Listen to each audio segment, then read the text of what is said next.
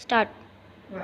नमस्कार मित्रों, मैं डॉक्टर कृष्णकांत दुबे आज होली मिलन के अवसर पर हिंदी साहित्य जगत के बहुप्रतिष्ठित कवि, कथाकार एवं पत्रकार श्री सुशील राकेश जी के आवास सरस्वती भवन पर मिलने के लिए आया। इस पावन अवसर पर मैंने उनका आशीर्वाद लिया। मन में जिज्ञासा हुई कि इस पावन अवसर को यूं ही खाली न जाने दिया जाए। मन हुआ कि आज के परिवेश में हिंदी साहित्य की दिशा और दशा पर कुछ संक्षिप्त बातचीत हो जाए। हमारे जैसे कि परंपरा है कि जब हम किसी अपने श्रेष्ठ जन से मिलते हैं तो ये जानकारी करने के प्रयास करना चाहिए कि हमारे श्रेष्ठ जनों के मत इस समय क्या है। आदरणीय सुशील राकेश जी लगभग 50 वर्ष से हिंदी साहित्य लेखन साधना में पूरे मनोयोग के साथ लगे हुए हैं। अनेक कविता संग्रह आपके प्रकाशित हो चुके हैं, कथा संग्रह भी प्रकाशित हो चुके हैं। साथ में आपने आधा दर्जन से अधिक पुस्तकों का संपादन कार्य भी किया है। तो इस पावन अवसर पर मैं आदरणीय सुशील राकेश जी का हृदय से अभिनंदन करता हूं और उन्हें धन्यवाद देता हूं कि आपने अनमोल समय हमें दिया।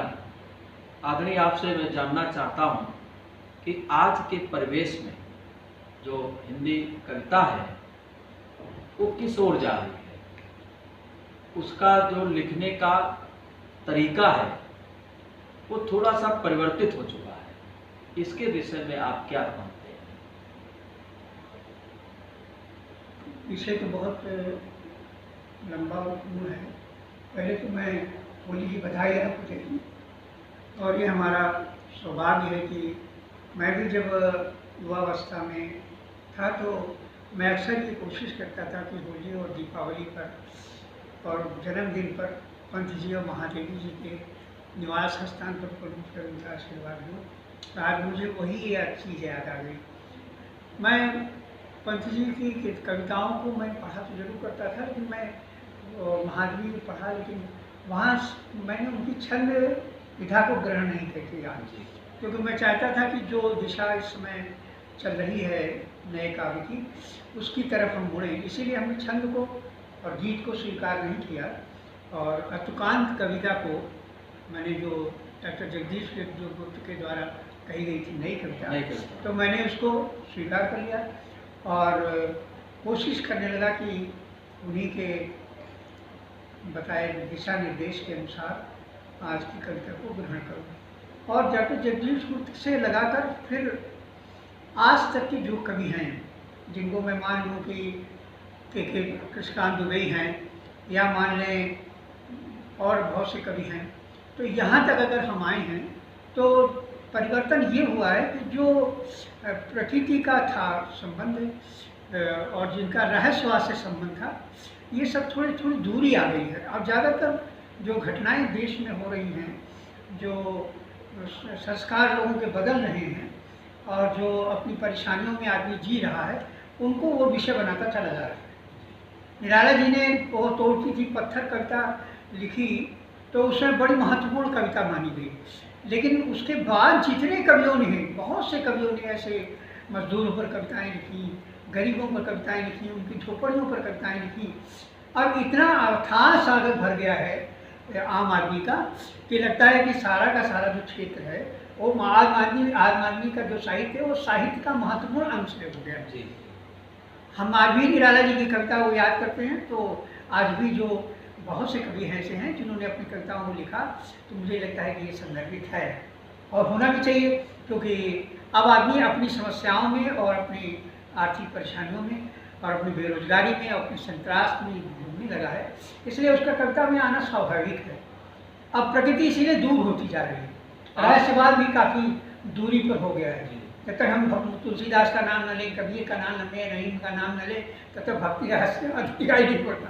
हालांकि बहुत से कवियों ने लिखा। कुछ लोगों में जैसे ऐसा लगता है कि ये भक्ति काल या कोई विशेषण काल है, रीत काल है, ये कुछ कवियों में सिमट कर रहे हैं। हाँ, नहीं, एक चीज़ और है कि जब भक्तिकाल की कविताओं हम लिखते हैं ना भक्ति पर, तो लगता है बहुत पौराणिक कवि हैं, तो तुलसीदास जी के समय के लिए। और जब हम कबीरदास की सदुकड़ी भी लिखते हैं, क्योंकि अब तो आज के जो कवि हैं वो बहुत अच्छी सदुकड़ी भाषा में सब चीज़ें लिख रहे हैं और बड़े स्वतंत्र हो चुके हैं। सारी कविता का जो मतलब वो जो बंधन था वो सब तोड़ दिया है लोगों ने और बड़े खुले हिसाब से चलने लगे। आप इस बात को मान रहे हैं कि आज जो कविता है वो सही दिशा की ओर जा रही है? और किसी अब ये तो हम नहीं कर सकते, ये काल का निर्धारण होगा कि जब समय ऐसा आएगा और ऐसा वो चलेगा तो निश्चित है कि इन कविताओं का महत्व बढ़ेगा और इनको स्थान मिलेगा। अभी ऐसा कुछ नहीं हो पाया है कि जिसको हम फिक्स कर दें कि ये नया नई छायावाद था, प्रगतिवाद था, फिर नई कविता आई। नई कविता के बाद से बहुत से ऐसे मतलब धाराएं टूटी, लेकिन सब धाराएं बह गई। अब स्वतंत्र धारा हमारे ख्याल से चल रही है जिसमें कोई वाद नहीं है। जैसे आपकी कविताएं जब हम लोग पढ़ते हैं तो उसमें जो आपका बच्चे समुद्र है कविता संग्रह है, मेहंदी घाट कविता संग्रह है, गंगा अपने पास, ये जो ऐसे हैं कि इनकी कविताओं को पढ़ कर के ऐसा लगता है कि आपको एक प्रगतिशील कवि होने के साथ साथ जनवादी कवि कहा जाए तो ज़्यादा अच्छा होगा। क्यों? आपकी जैसे इनकलाब कविता है, आपकी कविता जर्जर बुढ़िया है, छज्जे वाली बुढ़िया है, ये राज बहादुर डाकिया है। इन कविताओं को पढ़कर के ऐसा लगता है कि जन साधारण की जो छोटी छोटी समस्याएं हैं वो आपकी कविताओं में खूब आई हैं, सामने विषय बन करके आई हैं। आपका दृष्टिकोण पूर्णतः आम जन की ओर था। क्या आपको जनवादी कवि कहा जाए अच्छा होगा? नहीं कह सकते, लेकिन एक कवि होने के नाते हमारा दायित्व बनता है कि हम अपने देश के जो आम नागरिक हैं उनसे जुड़े। ये हमारा दायित्व है, कवि का एक दायित्व होता है। और जब वो जुड़ने जाता है तो उसकी आंतरिक जो संवेदना है, तो उसकी जो संप्रेषणता है वो कवि को प्रभावित करती है और उससे वो जुड़ करके फिर वो लिखने लगता है। चाहे राज बहादुर डाकिया हो, चाहे बच्चे समुद्र हों, चाहे वो रहस्यवाद में शून्यकाल कविता संग्रह निकला में, ये सब चीज़ें जो हैं आई हैं तो उसके नज़दीकी होने के कारण, और कभी उतना ही आंतरिक रूप से जुड़ जाता है। तो इस कविता में जनवाद का आना तो स्वाभाविक है, न जनवाद कहें तो जनता का आना भी तो स्वाभाविक है। ऐसी बहुत सी, इसीलिए तो पुराने लोगों का जिक्र ये लोग करते हैं, निराला जी का जिक्र करते हैं, नागार्जुन जी का जिक्र करते हैं और बहुत सी कवियों का लोग लिए बैठे हुए हैं। क्यों? क्योंकि बिकते ज़्यादा हैं। जो आज का कवि है वो बिकता नहीं है, क्योंकि लोग पढ़ना ही नहीं समझते हैं, समझना नहीं चाहते नए कवि को। तो ये बहुत मजबूरी है पाठक की कि पाठक इससे बहुत दूर है। और हम आशा करते हैं कि आगे आने वाले समय में ये उम्मीद है कि पाठक इन नए लोगों को प्रोत्साहन के लिए कविताएं पढ़ेगा और देखेगा। जनवाद का जन्म तो निराला जी के पत्थर तोड़ती ही कविता से शुरू हो गया और निराला जी इसके कर्ता धर्ता हैं। उन्होंने एक दिशा दी देश को और कवियों को कि आप आम आदमी से जुड़ें और उनसे जुड़ करके आप अपनी रचनाओं में लेकर आएँ। तो आज का कवि वो कर रहा है। मैं तो समझता हूँ कि आज का कवि ज़्यादा ही यथार्थ को लेकर चल रहा है और अपने परिवार को लेता है, फिर वो अपने आस पड़ोस को लेता है, फिर अपने और प्रदेश को लेता है, प्रदेश से लेता है। जब आपका जिक्र कहीं होता है तो उस समय एक बड़ा आश्चर्य लोगों को होता है कि आप एक अर्थशास्त्री पेशे से, आप प्रोफेसर अर्थशास्त्र के थे और एकदम से आप हिंदी की ओर मुड़े और हिंदी में बहुत अच्छा काम आपने किया। ये सब कैसे आप तालमेल, किस तरह से आप अर्थशास्त्र विषय को नॉलेज के तौर पर आपने वहाँ काम किया, पढ़ाया, लेकिन हिंदी में सेवा के लिए आपने हिंदी को चुना, हिंदी में लिखना पढ़ना। इससे जैसे लोग सुनते हैं तो बड़ा आश्चर्य होता है कि ये कैसे एक इकोनॉमिक्स का आदमी और वहाँ हिंदी को इतना अच्छा लिख रहा है। हमने जब तो ये रुचि कहाँ से आ गई? बीए में जब मुझे जाना हुआ और इंटर में ही हम समझने हुआ कि हिंदी की धारा हमको हाई स्कूल से मिलने लगी थी, लेकिन तो इतना ज्ञान नहीं था कि हिंदी और अंग्रेजी में क्या है। लेकिन जब हम इस स्थिति में पहुंच गए कि हम अपनी भाषा को व्यवहारिक करें तो मुझे हिंदी ज़्यादा अच्छी लगी। लेकिन इंटर में और बीए में पढ़ते समय मुझे कुछ ऐसे हिंदी के अध्यापक मिले जिससे लगा कि ये हिंदी को बेच रहे हैं, ये बेचने की जो परंपरा हिंदी के अध्यापकों में शुरू हुई, इससे मुझे अंदर से बड़ी घृणा पैदा हुई कि मैं हिंदी का प्राध्यापक नहीं बनूँ। तो मैंने निर्णय लिया, जब मैं एमए में मुझे भाषा, जब एमए में विषय चुनना पड़ा, तो मैंने हिंदी को छोड़ दिया और मैंने वहीं से सोच लिया कि मैं हिंदी को बेच करके नहीं खाऊंगा और न उससे कमाऊंगा। मैं हिंदी की सेवा में, वहाँ से मैंने संकल्प ले लिया और मैंने जानबूझकर एमए अर्थशास्त्र से किया कि मैं रोटी अर्थशास्त्र खाऊंगा, लेकिन काम मैं हिंदी की सेवा में करूँगा। तो मेरा संकल्प था। और आज भी मैं हिंदी के अध्यापकों से जब मिलता हूँ तो बहुत से, हमारे समय में हिंदी के बहुत अच्छा पद है, डॉक्टर पारसनाथ तिवारी थे, डॉक्टर रामस्वरूप चतुर्वेदी थे, डॉक्टर राम कुमार वर्मा जैसे लोग थे, डॉक्टर जगदीश गुप्त थे, दूधनाथ सिंह जैसे लोग थे। इनसे लगता था कि हिंदी वास्तव में सर्वांगीण है। लेकिन कुछ ऐसे अध्यापक भी मिले हैं जिन्होंने हिंदी को खूब बेचा। कहना तो नहीं चाहिए, आज भी देखिए हिंदी को बेच करके लाखों रुपए कमा रहे लोग, और मंच तो पूरे इसी के लिए जन्मा है। मैं कवि का नाम नहीं लूँगा, लेकिन आज वो कवि प्रसिद्ध हैं, एक व्यवसाय बना दिया, व्यवसाय उन्होंने बना दिया है कि 1 लाख रुपए लेंगे, 1.5 लाख रुपए लेंगे, बड़े बड़े मंचों पर जाकर और ऐसी कविताएं पढ़ेंगे जिस कविता का कोई महत्व नहीं है, केवल गाना। इससे तो अच्छा हम फिल्मी गाने गाएं तो बेहतर होगा।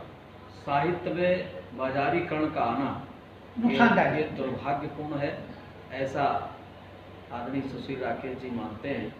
आपका ये कविता संग्रह शून्यकाल, ये पूर्णतः जिसको पढ़ा जाता है तो इसकी बहुत सी कविताएं ऐसी हैं जिसमें रहस्यवाद प्रमुखता के साथ उभरा है। एक मैं चाहूँगा इससे एक कविता हमको सुनाने की कृपा करिए। देखिए, जब शून्यकाल लिखने का नंबर आया तो मुझे मैंने सोचा कि अपने मित्रों पर मैं कविताएं लिखूं, लेकिन जब मैंने शुरू किया तो मेरे सामने मेरे मित्र जो आए, वो हर मित्र मेरा कृष्ण की तरह हो गया, तो उसके गुणों को मैं लेता चला गया। देखिए, ये कविता मैं आपको सुना रहा हूँ, मेरी सबसे पहली कविता थी शून्यकाल की। सादगी, विनम्रता, संजीदगी, सहनशीलता का शब्द धारण करने वाले धारक तो वो मेरे दोस्त। सादगी, विनम्रता, संजीदगी, सहनशीलता का शब्द धारण करने वाले धारक तो हो मेरे दोस्त। तुम्हारे लिए मैं प्रार्थना शब्दों की तरह ये सब कुछ स्वीकार स्मरण करता हूँ, पर अनायास पत्थर फेंक कर जो तुमने घायल किया है वो पटकथा सा दुखांत और बेवल। धीरे धीरे लौटते हुए वो घाव की ही तो गठरी उठा रहा हूँ। तुम विचरण करते हुए निरुद्देश मेरे आसपास की उदासीनता से टकराते हो, हस्ताक्षर बनते हो। तुम्हारी क्रिया प्रतिक्रिया में छिड़कता हुआ नमक घाव पर पड़ता है। एक उम्मीद कांपती हुई तुम्हारी स्मरण शक्ति को सहेज कर वहीं पर लाकर खड़ा कर देती है जहां पर पत्थर मारकर घाव दिया था तुमने मेरे दोस्त। यह अनहद नाद भटकता हुआ सरगम जो हर शताब्दी में समय के लिए जिक्र के साथ दोहराया जाता है। दोहराने वाला बचपन बार बार नहीं आता और न वन प्रांत में खोती है किसी की संवेदना, वह तो एकांत में गुम होती है। और पत्थर फेंकने वाला हाथ जन श्रद्धांजलियों का गजरा मंडित कर फिर किसी संवेदन तरंगता को पत्थर मारते हुए एकांत में तोड़ने चल पड़ता है। तुमने ऐसा क्यों किया मेरे मित्र? मैं तो वही नौसिखिया हूँ जो सिमटते हुए हर पत्थर वाले हाथों को पकड़कर मुश्किलों के समय साहस और हिम्मत के साथ दिया करता हूँ। साथ देने की कोई प्रजनन क्षमता नहीं होती, पर सामान्य लोगों से बेहतर होती है। वह शक्ति जो पत्थर से अधिक मजबूत होती है, सूक्ष्म होती है और प्रकाश धारा से जिसे किसी भी विफल नहीं किया जा सकता। तुम घाव उत्सव में व्यस्त हो, तुम घाव उत्सव में व्यस्त हो। मैं अहर्निश तुम्हारे इस उदार भाव का कीर्तन कर रहा हूँ। विश्वास करो, वह दिन और दिनों की अपेक्षा काफी बेहतर होता है और वह रात और रातों की अपेक्षा बेहतर होती है जब तुम्हारी स्मृतियों का एक स्वर्णिम स्वप्न उतर कर मेरी भूमि को स्वीकार करे। तब मैं तुम्हारा ही कहलाऊंगा दोस्त, तुम्हारा ही। बहुत सुंदर, बहुत बढ़िया, बहुत अच्छी, बहुत मार्मिक रचना है। मित्रों, समय का अभाव, इससे आदरणीय सुशील जी से बातचीत में एक निष्कर्ष जो निकला कि वास्तविक रूप से हिंदी कविता या साहित्य को बाजार की वस्तु नहीं बनाना चाहिए। ये दुर्भाग्यपूर्ण होगा। हम पूरे मनोयोग के साथ हिंदी की सेवा करें, साधना करें, इसको इसका सृजन करके इसको और बेहतर बनाएं और जन भाव से इसको जोड़ें। इसी से हिंदी समृद्ध होगी और आगे बढ़ेगी। बहुत बहुत धन्यवाद।